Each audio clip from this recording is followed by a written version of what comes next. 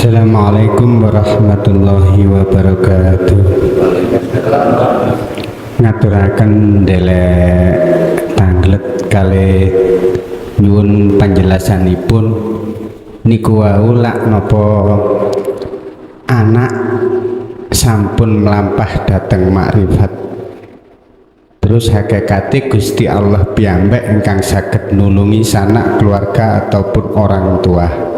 Ingkang badhe kawula tanggetaken pripun carane individu niki mempraktekkan sampak dhateng ngoten. Nah, sing setunggal, sing nomor kalih ingkang den maksud insanul kamil kali kamil insan niku pripun? Tanda-tandane pilihanipun Gusti Allah ingkang sampun kados ngoten, ciri lan tanda-tandane pripun? Tolong panjenengan penjelasaken, ngaturaken kelepatan. Assalamualaikum warahmatullahi wabarakatuh. Waalaikumsalam warahmatullahi wabarakatuh.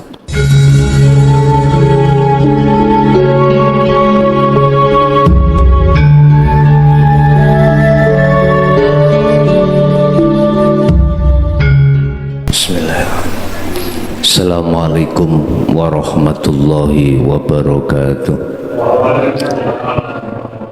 Ila hadratin Nabi Mustafa Rasulullah sallallahu alaihi wasallam wa ala alihi wa azwajihi wa dzurriyyatihi wa qurabatihi wa ahli baitihi wa ashabil kiram wa ila jami'il anbiya wal mursalin wal awliya was syuhada was salihin wat tabi'ina tabi'ina ila yaumiddin, khususan jami'il masyayikh ila muntahum wa ila abaina wa ummatina wa azadina wa masyayikhina wa awladina wa azwajina wa dzurriyyatina wa ahli baitina wa jami'i man tabi'ana, khususan ila jami'il arwah fi hadil majlis wa ghairuhum sayulillahi lana wa lahumul fatihah.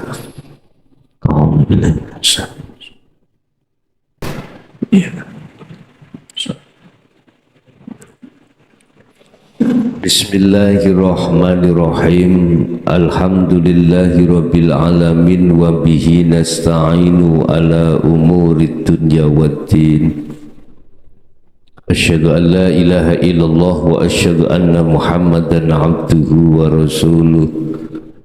Allahumma salli wa sallim wa barik alaihi wa ala alihi wa ashabihi ajmain, amma ba'd. Dumateng para sepuh bini sepuh, tokoh masyarakat, tokoh agama desa Sumberjati, dusun Rangkah, Kabupaten Mojokerto. Alhamdulillah, dalam kesempatan malam hari ini kita masih diberikan Allah satu hidayah inayah sehingga kita bisa hadir dalam majelis taklim dalam rangka kita akan membahas tentang masalah apa yang pernah dilakukan oleh Nabiullah Ibrahim alaihissalam sebagai teladan dan perlu kita contoh. Apa pesan daripada Nabiullah Ibrahim terhadap anak putunya termasuk kita semua terkait masalah jiwa ini terhadap Allah? Hal itu Allah tuangkan di dalam surah Ibrahim ayat 36. Jikalau membawa Al-Quran saged dilihat di situ. A'udzu billahi minasyaitonir rajim. Bismillahirrahmanirrahim.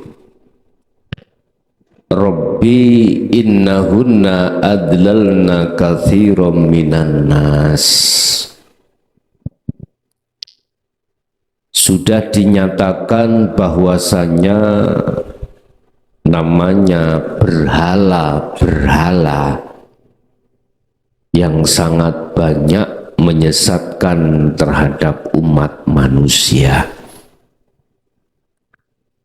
Yang disebut berhala ini bukan yang berbentuk patung, reca, batu, bukan. Rabbi duh pangeran ingsun innahunna sak temene berhala-berhala iku adlalna wis padha nyesatake sapa berhala apa berhala kathiron kang akeh nyatane minan nasi saking menungso. Mosok si reca iku arepe iso nyesatno manusia. Ternyata maksud daripada ayat innahunna ini adalah perkara yang menjadikan hati kita itu lalai dari Allah. Perkara-perkara yang menjadikan hati ini tidak kembali pada Allah, tidak mencintai terhadap Allah, tidak menghadap terhadap Allah. Bapak Ibu, apa perkara-perkara innahunna yang dimaksud di sini? Yaitu masiwallah, perkara-perkara selain Allah. Allah katakan wa zuyyina linnasi hubbus syahawah. Dalam Al-Quran menyebutkan hubbus syahawah.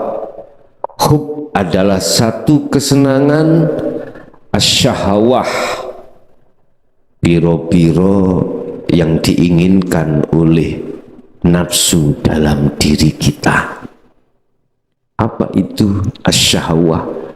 Kesenangan duniawi ya. Di dalamnya itu ada siapa saja. Hubbus syahawah itu di dalamnya itu ada apa saja. Nama berhala-berhalanya itu apa saja. Ini konteksnya di dalam rohani, bukan konteksnya di dalam jasmani, Pak. Awas keliru jenengan. Konteks yang dimaksud innahunna berhala-berhala itu konteksnya di rohani. Bisa jadi berhala yang disebut hubbus syahawah itu berbentuk garwa, berbentuk anak, berbentuk konatiril mungkontoroh, apa? Dunya brono. Mohon maaf, bisa jadi konteksnya rohania ini berhala apa? Berbentuk orang yang kita sanjung. Entah dikarenakan sebab apanya, yang jelas ada penyanjungan hati ini untuk mereka. Ini bisa jadi. Syekh Ibnu Athaillah menggambarkan perkara-perkara yang selain Allah ini disebut al-aghyaru hiya dzulumatun. Al-aghyar, perkara-perkara yang menjadikan gelapnya hati kita pada Allah karena ada sanjungan hati terhadap selain Allah. Bapak Ibu, jadi yang dimaksud innahunna ayat ini bukan berhala yang berbentuk batu-batuan, berhala berbentuk reco dan lain sebagainya. Lata, Uzza, bukan itu kalau dalam Al-Quran. Maksud innahunna di sini yang ada kaitannya dengan penyesatan adalah kesenangan dunia itulah yang sudah masuk di dalam jagatnya ruh, akhirnya ruh bersukaria terhadapnya. Dengan begitu maka ruh itu lalai pada Allah. Terus bagaimana pesan Rasulullah Ibrahim alaihissalam? Wa man tabi'ani fa innahu minni. Barang siapa yang mengikuti aku, kata beliau, ya fa innahu minni,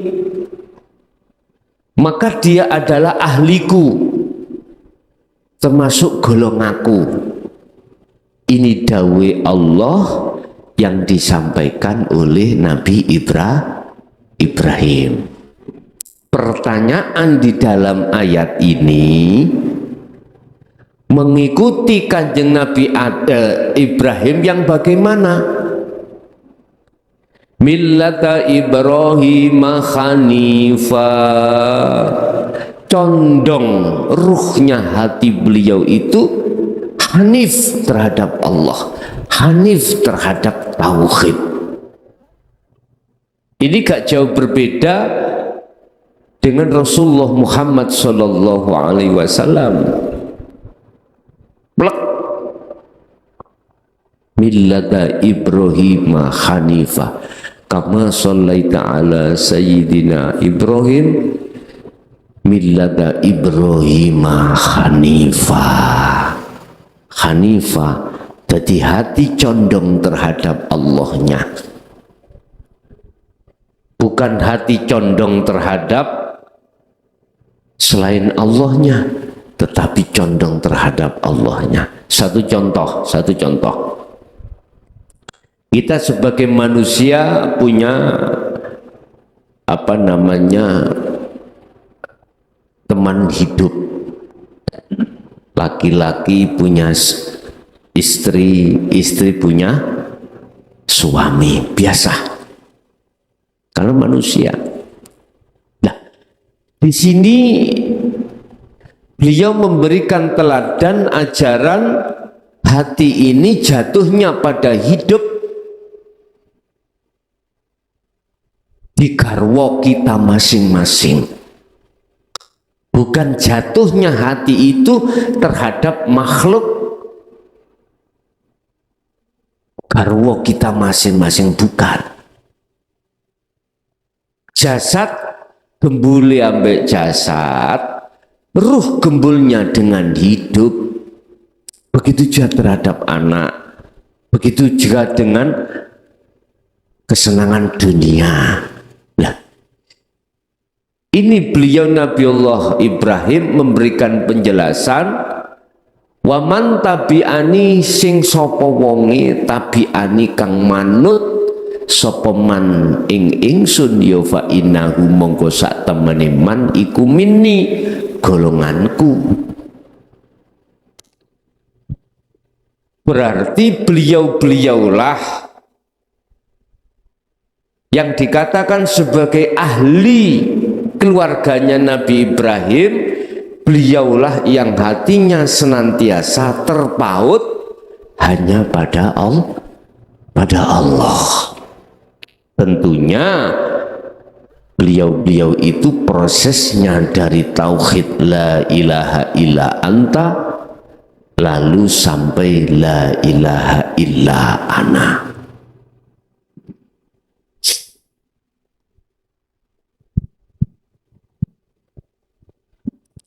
Ini hanya kita ketemukan di dalam tauhid la ilaha illa anta dan la ilaha illa ana. Anta melahirkan yang namanya zikir sirul asrar. Ana melahirkan zikir yang disebut fana'ul zikri. Ini zikir yang sudah tidak mengucap nama, sifat, dan lain sebagainya. Di dalam sirul asrar muncul melahirkan 3 tahap. Zikir adalah rasa, ketemu, menyatakan. Syu'arul basyirah wa ainul basyirah wa hakul basyirah. Hanya lewat jalan sirul asrar lah hatimu akan bisa bercinta hanya pada hidup, pada istri, suami, anak, ataupun kesenangan dunia. Kalau tidak lewat ini nggak akan bisa, Pak. Pasti jatuhnya hati kita pada makhluk berbentuk istri, suami, anak, harta benda. Kalau sudah terjadi seperti ini, kita biarkan. Allah katakan inilah yang dimaksud alhaakumut takasur. Jikalau hatimu bermegah-megahan dengan kesenangan dunia, bercinta, akan menjadikan ruh itu lalai pada Allah sampai akhir hayat, hatta zurtumul maqabir. Oleh sebab itu kata beliau Nabiullah Ibrahim, waman tabi'ani fa innahu minni. Barang siapa yang mengikuti aku, maka itu termasuk golonganku. Siapa mereka? Mereka yang sudah masuk di dalam dunia tauhid, la ilaha illa anta wa ana. Ini hakikat dan ini ma'rifatnya. Baru itulah golongan yang disebut, yang dimaksud oleh baginda Nabiullah Ibrahim di dalam surah Ibrahim ayat 36. Waman asoni, dan barang siapa yang menyimpang dari saya, durakani, fa innaka ghafurur rahim, maka sesungguhnya Allah itu maha pengampun. Artinya apa? Selama kita masih ada di dunia, berapapun jumlah dosa syirik khafi kita pada Allah, itu masih ada kesempatan, Pak. Fa innaka mongko sak temene panjenengan ya Allah iku ghafurun, dat kang moho ngampuni, rahimun kang melasi. Artinya kita masih ada harapan, kesempatan untuk menjadi ahlinya Nabi Ibrahim alaihis salam. Masih ada kesempatan. Tetapi kalau sudah sampai pada titik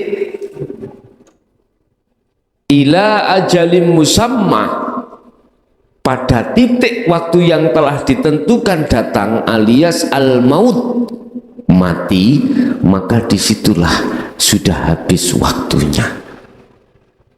Laksana matahari sudah terbit dari barat, pintu tobat telah tertutup. Oleh sebab itu Bapak Ibu, lewat majelis yang sangat sederhana ini, kami hanya menyampaikan saja, tidak mengajak, enggak. Menyampaikan saja, sebab ana nadhirum mubin, saya hanya menyampaikan yang hak. Urusan diterima dan tidak diterima itu urusan umat. Tugas saya cuman menyampaikan saja. Yang intinya malam hari ini, jadilah kau sebagai ahlinya Nabi Ibrahim.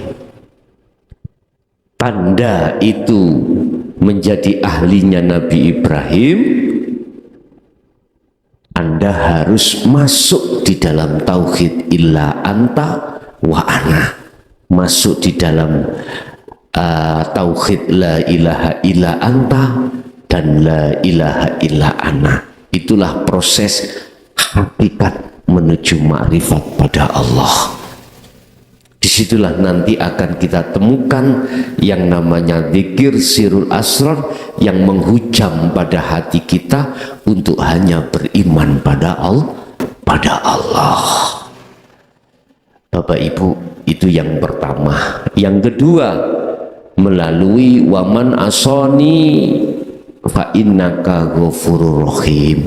Kita yang masih ada kesempatan di dalam dunia ini, masih ada harapan diampuni Allah, dengan catatan kita, mohon maaf, kita tinggalkan semua karakter, kebiasaan hati, potret hati yang mencintai selain Allah, untuk selanjutnya hanya mencintai pada Allah. Caranya wa may yakfur bitaghuti wa yu'min billah, keluarkan apa isi yang ada di dalam hatimu terkait perkara selain Allah.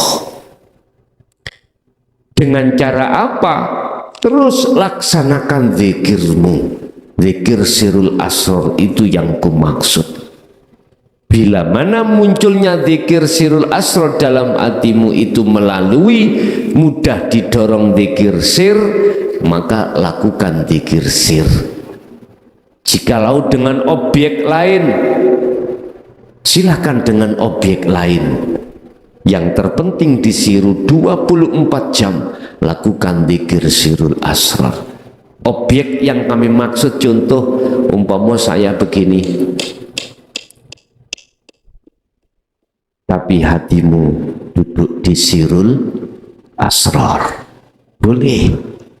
Walaupun hatimu tidak mengucap Allah, lewat objek yang seperti ini Anda masuk dalam hidup, hanya hidup yang berperan atas segala apapun yang ada di dalam diri jenengan maupun di luar diri jenengan. Hanya itu untuk masuk dalam ayat wa may yakfur bitaghut, membersihkan perkara-perkara berhala yang sudah masuk di dalam hati. Kalau ini sudah dilaksanakan wa yu'min billah,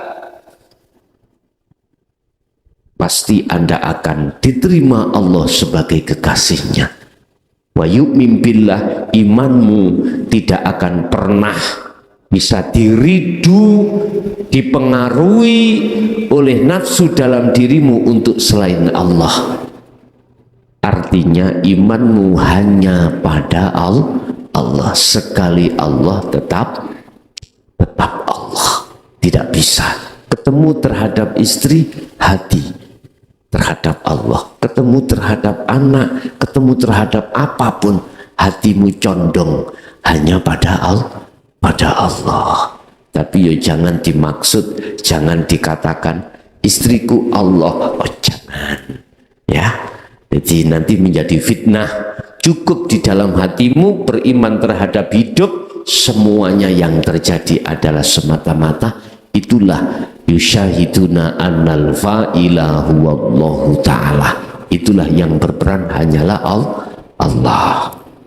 Bapak Ibu hadirin jamaah rahimakumullah, kesimpulannya ikuti Nabi Ibrahim dengan cara hatimu untuk bercinta hanya pada Allah, dengan cara kumandangkan terus hatimu berzikir sirul asrar. Yang kedua, bagi mereka yang belum menyadari atau masih ada kesempatan hidup di dunia ini, silahkan lekaslah, tinggalkan perkara selain Allah dan wada'u ila rabbika, kembali pada Allah dengan secepat-cepatnya. Tetapi di sini nanti Allah tidak akan pernah mengampuni dosa syirik khafi di situ manakala ila ajalim musamma, ketika kita sudah sampai pada titik yang ditentukan, yang itu mesti terjadi, yaitu kematian. Bapak Ibu, itulah apa yang bisa kami sampaikan terkait teladan baginda Nabiullah Ibrahim alaihissalam. Untuk masuk pada season yang kedua, barangkali ada satu pertanyaan atau yang lainnya, kami persilakan. Assalamualaikum warahmatullahi wabarakatuh. Ngapunten Gus badhe tanglet. Pada saat paman Rasulullah mau meninggal, saat itu kan Rasulullah tidak berhenti mendoakan paman beliau, Gus. Bahkan ada suatu riwayat yang menerangkan bahwa Rasulullah itu ucapkanlah la ilaha illallah Muhammadur Rasulullah, kelak akan aku saksikan di hari kiamat. Ngoten.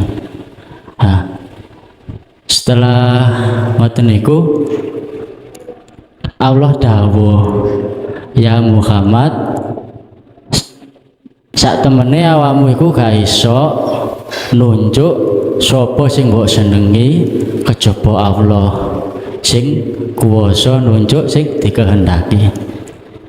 Sing kula tangletaken niku ngeten, Gus. Ada maksud apa di balik dawuh Allah yang ditujukan kepada Rasulullah itu? Terus yang kedua,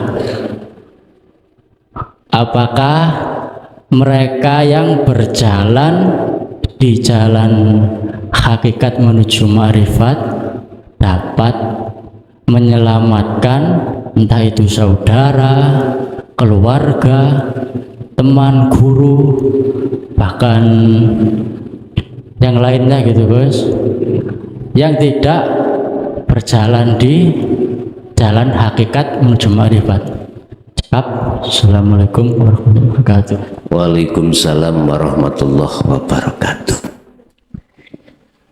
Inilah Pak yang ku maksud, kita harus berhati-hati ketika ada sanjungan dari berbagai masyarakat. Yang pertama tadi menunjukkan bahwasanya Rasulullah Muhammad sekalipun tanpa diberikan satu izin pada Allah secara syariat dulu, gak akan bisa memberikan syafaat pertolongan terhadap umat. Tetapi secara hakikat menegaskan ayat ini bahwasanya selain Allah itu tidak punya kuasa sedikit pun untuk menolong orang lain. Artinya besok iku yang katanya kabeh niki katanya umat iki yang bisa menyafaati adalah Nabi Muhammad. Itu memang secara syariat, tapi hakikatnya Allah sudah mengatakan ini tadi. Tidak ada satu manusia pun bisa menolong terhadap sesama, yang hanya bisa menolong adalah Allah. Nah, kita akan bisa masuk di dalam ranah itu, iman yang seperti itu, secara otomatis kita harus masuk di dalam jalur hakikat dan ma'rifat. Sehingga untuk menjawab dari pertanyaan yang pertama tadi, betul Allah tegaskan, hanya aku Allah yang bisa menolong, bukan Muhammad. Mohon maaf nih, saya menyampaikan yang hak itu hak. Sebab apa? Banyak di antara umat manusia itu yang menyelewengkan maksud daripada iman yang sebenarnya. Allah juga mengatakan terhadap Muhammad, disuruh untuk mengatakan kul innama ana basarum mislukum. Itu surat Al-Kahfi ayat terakhir. Katakan Muhammad, apa yang dikatakan Muhammad? Innama ana, sesungguhnya saya, iku basarun, manusia, mislukum, kang sama dengan kau, hei umatku.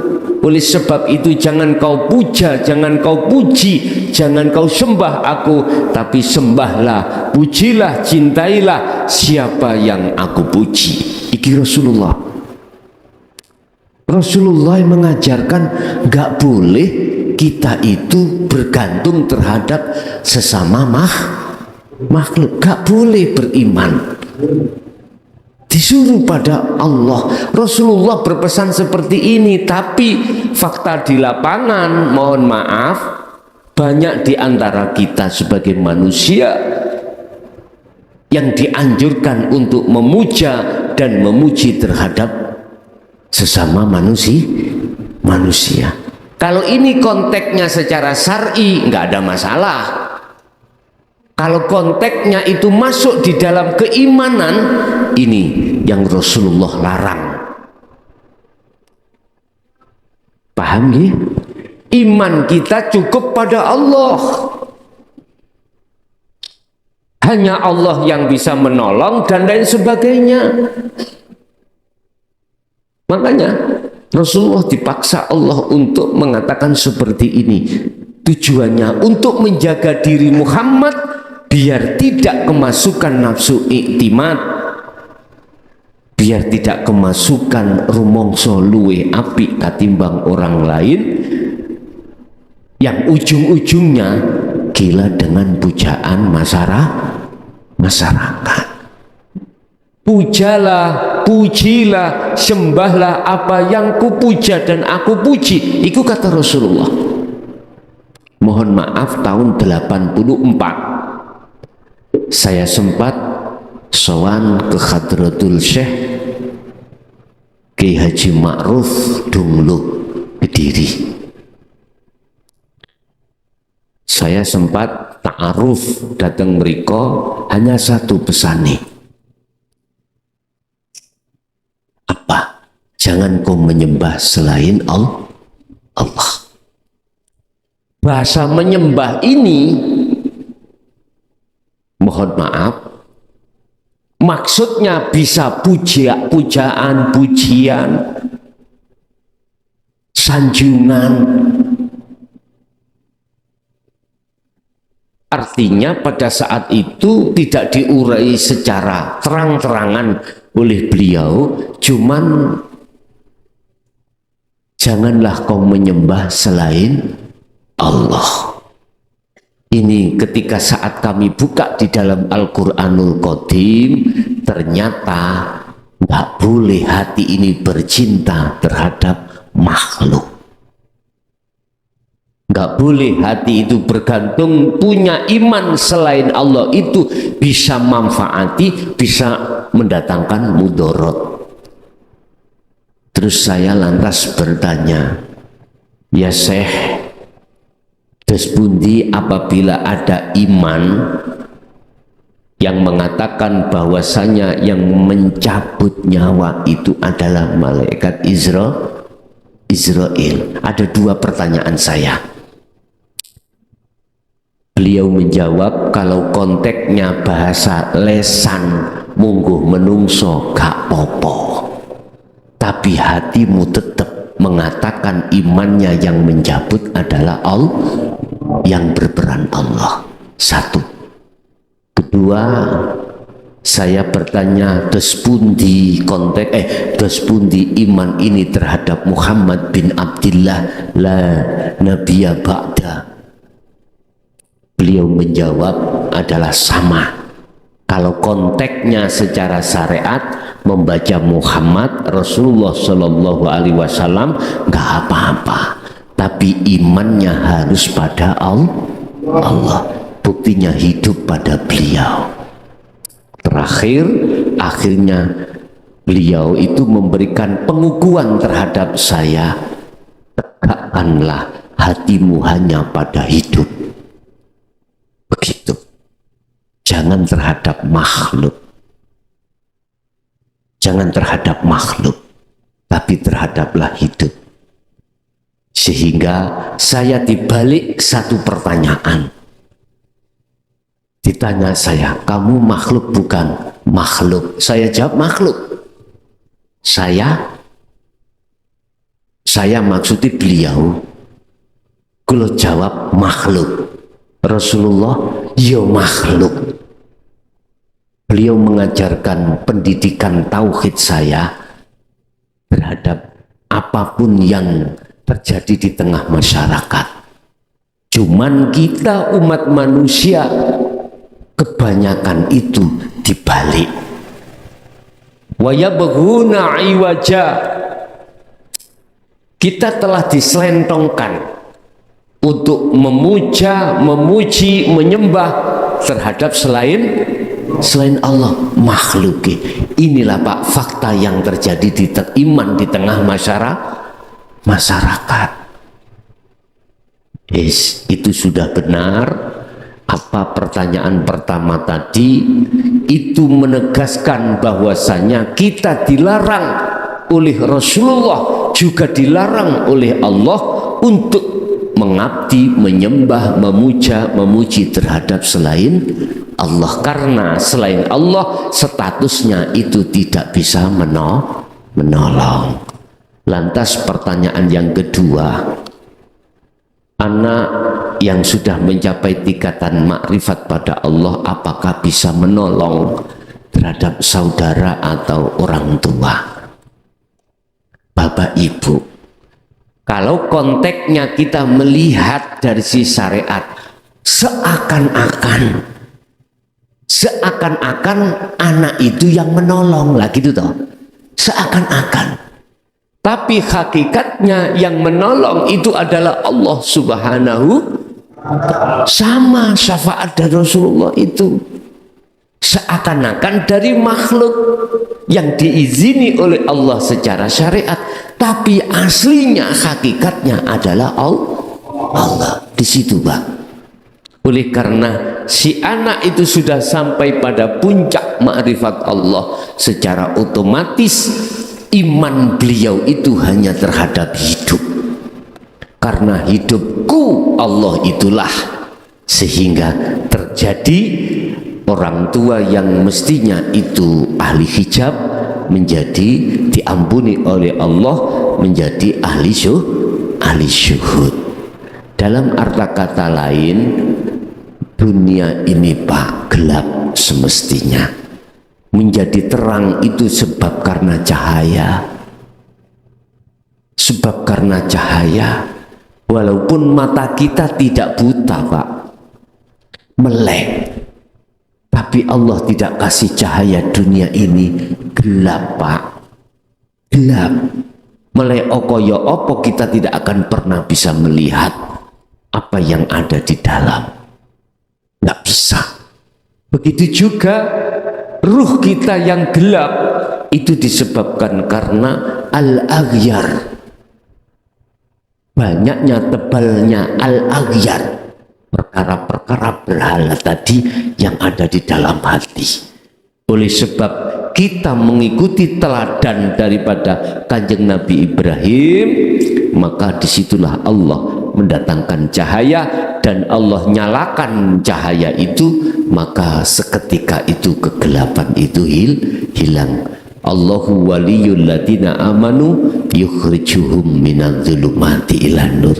Kalau hati sudah condong pada Allah, melakukan zikir, maka disitulah Allah akan menyalakan cahaya makrifat di dalam hati satu hamba yang dikehendaki.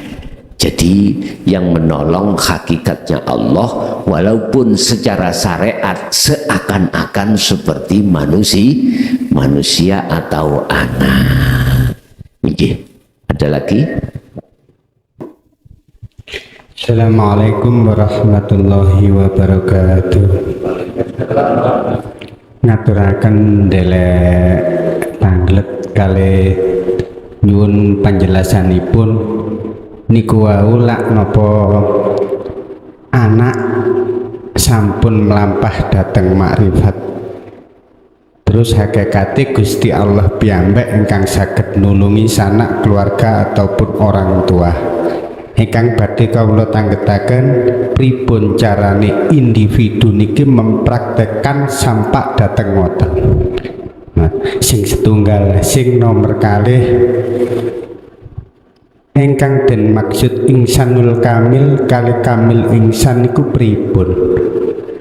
Tanda-tandane pilihanipun Gusti Allah ingkang sampun kados ngoten, ciri lan tanda-tandane pripun? Tolong panjenengan penjelasaken, ngaturaken kelepatan.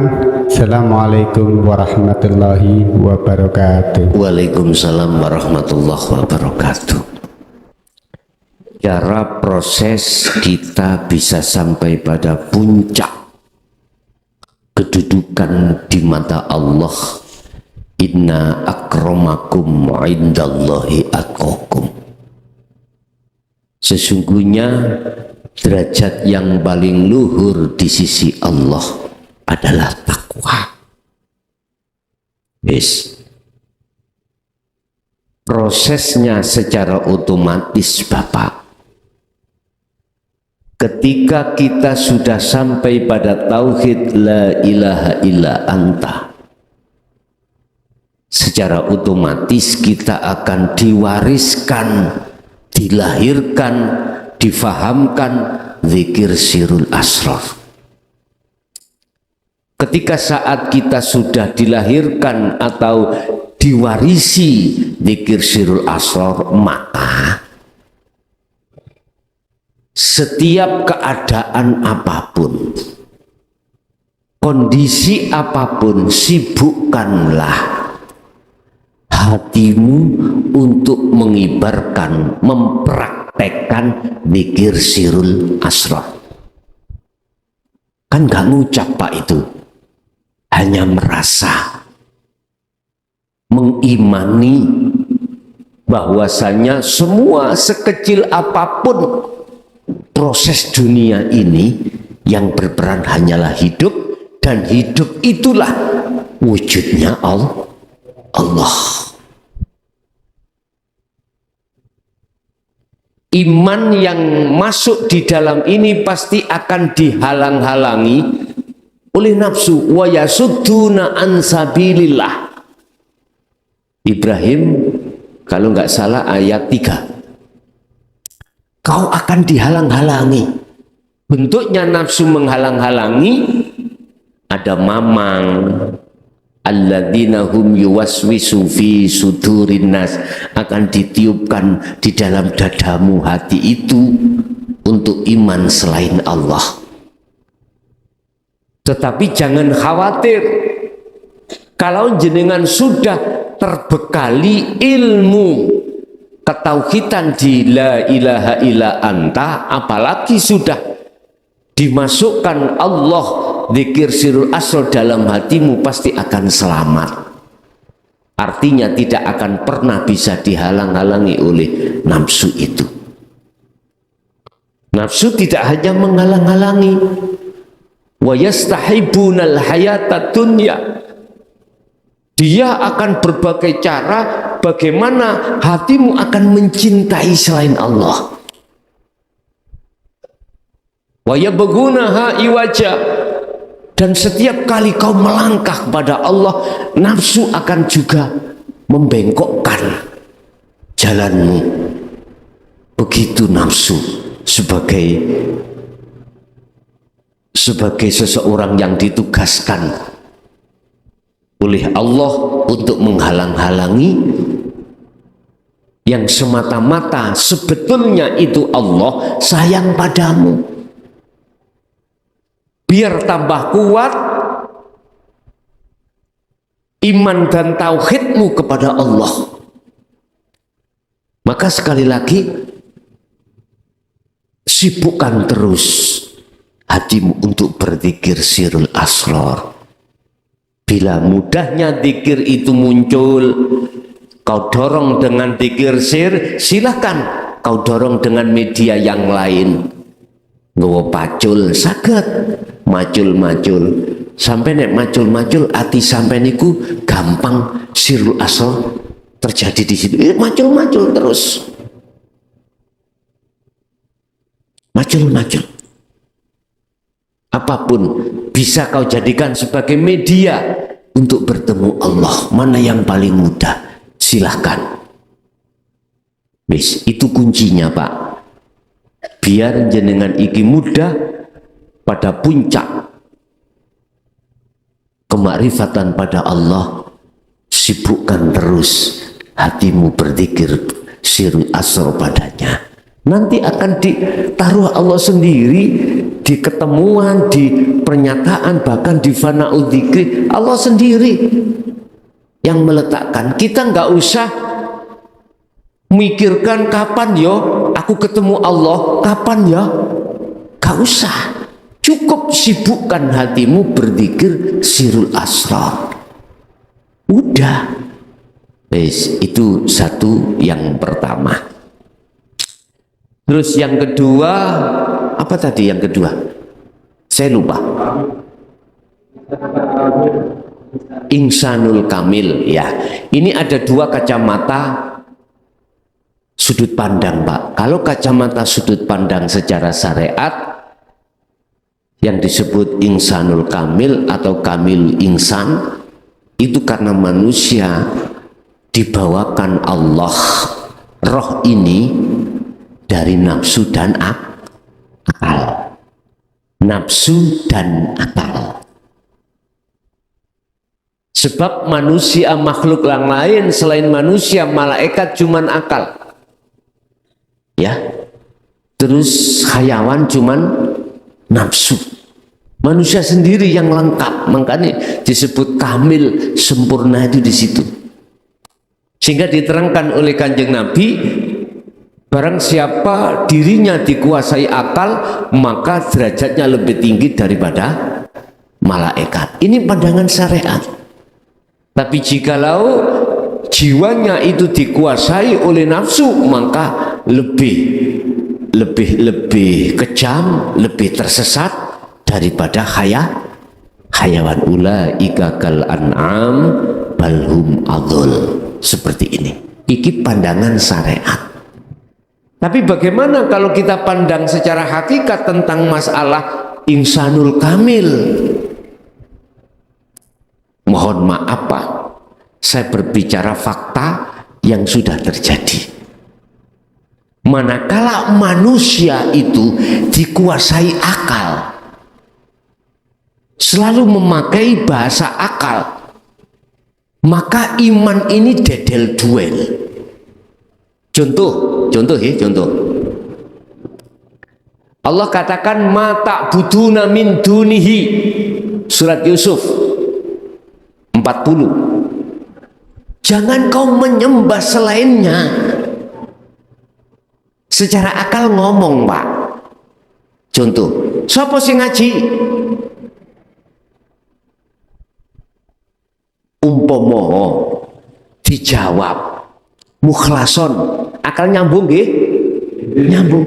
Akhirnya hati jenengan beriman, meyakini yang memberikan pelajaran iki seorang makhluk. Ini kalau dipandang dari hakikat salah besar. Imannya kita dadel duel.